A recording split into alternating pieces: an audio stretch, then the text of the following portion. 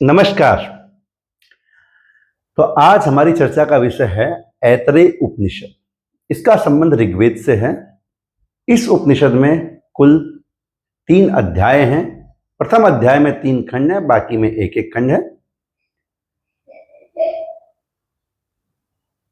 इस उपनिषद के प्रारंभ में साधक प्रार्थना करता है कि हे प्रभु, मेरे मन और वाणी एक रूप होकर कार्य करें।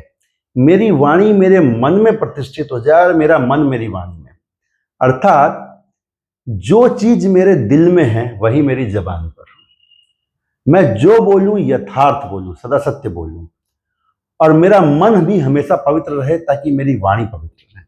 तो ऐसी प्रार्थना साधक परमात्मा से करता है और फिर वो त्रिविध तापों की शांति के लिए ओम शांति शांति शांति का पाठ करता है।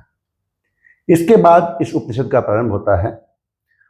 इस उपनिषद में सबसे पहले सृष्टि के निर्माण के क्रम को समझाया गया है।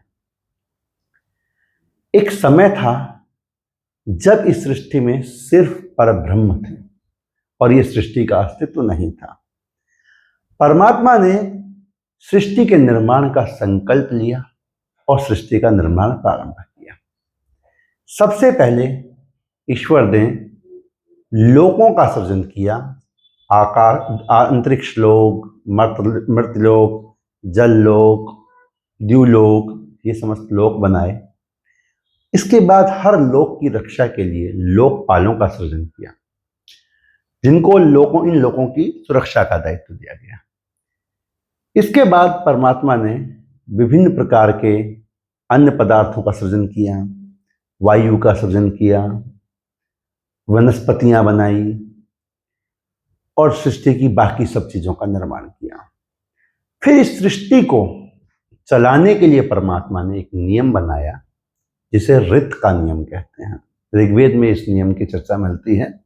ऋत का मतलब होता है इस सृष्टि के जो भी रूल रेगुलेशन है, क्या होने से क्या होगा, ऐसा होने पे वैसा होगा, जितने भी फिजिक्स के रूल हैं, जितने भी एथिक्स के रूल हैं और जितने भी कर्म सिद्धांत के नियम हैं, वो सब परमात्मा ने निर्धारित किए। तो भौतिकी के सभी नियम, ग्रहों का की चाल, उनकी गणनाएं, उनका एक दूसरे के प्रति आकर्षण, उनका गुरुत्वाकर्षण, जितने भी फिजिक्स के रूल्स हैं, जितने भी एथिक्स के रूल हैं और जितने भी कर्म सिद्धांत के नियम हैं, उन सभी नियमों को मिलाकर के ऋत का नियम कहा जाता है। यानी ये कॉन्स्टिट्यूशन, एक तरह से इस सृष्टि का कॉन्स्टिट्यूशन है। और इस ऋत के नियम को भली भांति सजाया जा सके, इसके लिए परमात्मा ने विराट पुरुष का सृजन किया। विराट पुरुष जिसे हम ईश्वर कहते हैं। यहां मैं एक क्लियर करना चाहूंगा कि शंकराचार्य के अद्वैत वेदांत के अनुसार ब्रह्म और ईश्वर अलग है। ब्रह्म मूल तत्व है जिसने सृष्टि का सृजन किया है। ईश्वर ब्रह्म द्वारा प्रदत्त एक सृजन है जिसका काम इस सृष्टि का संचालन करना है।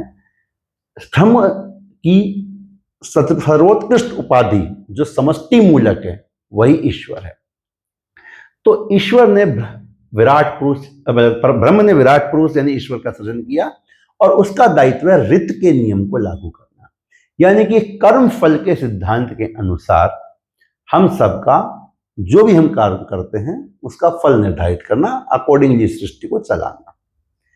इस कार्य में वरुण देव उनकी सहायता करते हैं।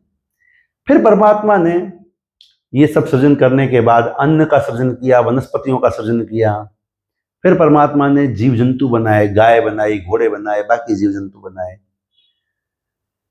लेकिन विराट पुरुष अभी भी चाहते थे कि कुछ और बेहतर सृजन हो, तो परमात्मा ने मनुष्य का सृजन किया।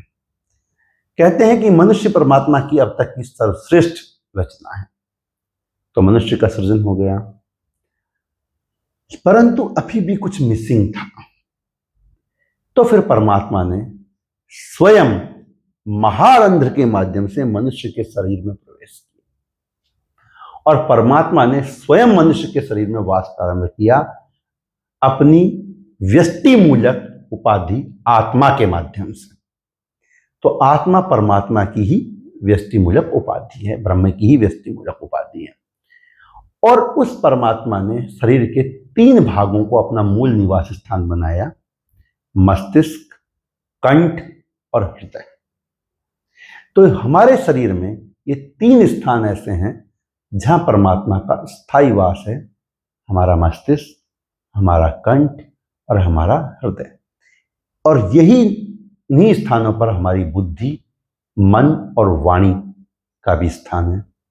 तो इसीलिए कहते हैं कि हमारी बुद्धि, मन और वाणी अवश्य पवित्र होनी चाहिए।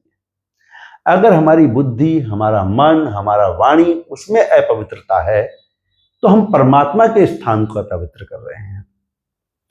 तो इसीलिए हमारा मन में हमेशा सद्विचार होने चाहिए, हमारी बुद्धि में हमेशा सद्विचार होने चाहिए, हमारी जबान पर, हमारी वाणी में हमेशा अच्छी बातें होनी चाहिए, सही बातें होनी चाहिए।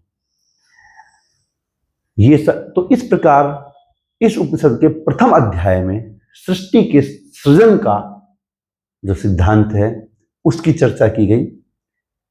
इस उपनिषद के द्वितीय अध्याय में चर्चा की जाती है कि ये सब सृजन होने के बाद भी 2 चीजें मिसिंग थी। पहली थी रिप्रोडक्शन, प्रजनन। सभी जीव जंतु बन गए, मनुष्य बन गए, लेकिन हर बार एक नया जीव बनाने के लिए एक नया सृजन करना पड़े, इसकी बजाय परमात्मा ने नर और मादा के मिलन से होने वाले प्रजनन का सिद्धांत इस सृष्टि में प्रतिपादित किया।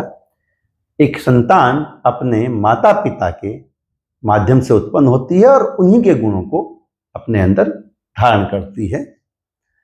तो इस तरह से प्रजनन का सिद्धांत, ताकि ये सृष्टि ऑटो मोड पे चल सके। प्रजनन हो गया। इसके बाद एक और चीज परमात्मा लेकर आए, वो था पुनर्जन्म। क्योंकि जब कर्म फल का सिद्धांत है तो जिन कर्मों का फल वर्तमान जीवन में नहीं भोगा गया, चाहे वो सदकर्म हो चाहे बुरे कर्म हो, तो उन सब को भोगने के लिए उसका पुनर्जन्म का सिद्धांत परमात्मा ने प्रतिपादित किया। तो ऋत के नियम में 2 चीजें और एडिशन हो जाती हैं, एक प्रजनन, दूसरा पुनर्जन्म। उपनिषद के तृतीय अध्याय में एक सहज प्रश्न उठता है कि क्या हमें परमात्मा की उपासना करनी चाहिए। और साथ ही साथ एक चर्चा आती है कि चूंकि हमारा पुनर्जन्म होता है, इसलिए जब बच्चा माता के गर्भ में होता है तो कुछ कुछ बच्चों को अपना पिछला जन्म याद रहता है और कुछ लोगों को तो बहुत से जन्म याद रहते हैं। जैसे कि महर्षि वामदेव की चर्चा मिलती है, जिन्हें अपने सभी पूर्व जन्म याद थे। अब बात करते हैं उपासना की। क्या ब्रह्म की उपासना करनी चाहिए? सहज प्रश्न है कि जब हर चीज ऋत के नियम से चलती है, जब हर चीज में यह तय है कि मुझे कर्म के अनुसार ही फल मिलेगा, तो फिर पूजा करने की क्या आवश्यकता है, आराधना करने की क्या आवश्यकता है? सहज प्रश्न है।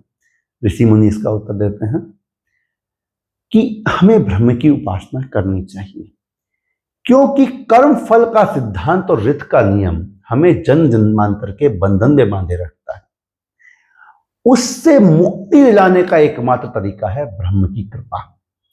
और वो ब्रह्म जो कि प्रज्ञान ब्रह्म है, उस प्रज्ञान ब्रह्म की कृपा जब तक नहीं होगी तब तक हमें जन्म मरण के चक्र से मुक्ति नहीं मिल सकती। इसलिए इस पुनर्जन्म के चक्र से मुक्ति पाने के लिए, कर्मों के बंधन से मुक्ति पाने के लिए ब्रह्म की आराधना का उपदेश इस उपनिषद के तृतीय अध्याय में दिया गया है।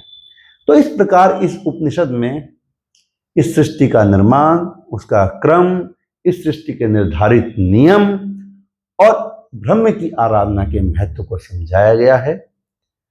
तो इसके साथ ही हम आज की चर्चा समाप्त करते हैं। नेक्स्ट वीडियो में हम फिर किसी नए उपनिषद के साथ आपके समक्ष हाजिर होंगे। तब तक के लिए ओम प्रज्ञानम ब्रह्म।